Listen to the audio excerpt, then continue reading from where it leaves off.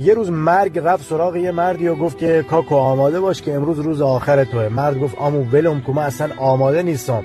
مرد گفت ولی اسمت اول لیست شهرونده کاکو. مرد گفت خب پس بیا بشینیم یه قهوه‌ای بخوریم بعد بریم.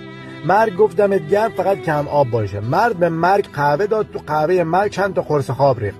مرگ به یه خواب عمیقی فرو رفت. مرگ لیست رو برداشت، اسم خودش رو از اول لیست خط زد، برد آخر لیست نوشت.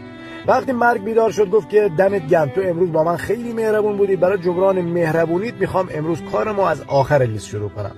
میخوام اینو بهتون بگم، خدا سرشاهده یه سری چیزا تو سرنوشت ما نوشته شده، هر چقدر هم تلاش کنیم نمیتونیم تغییرش بدیم.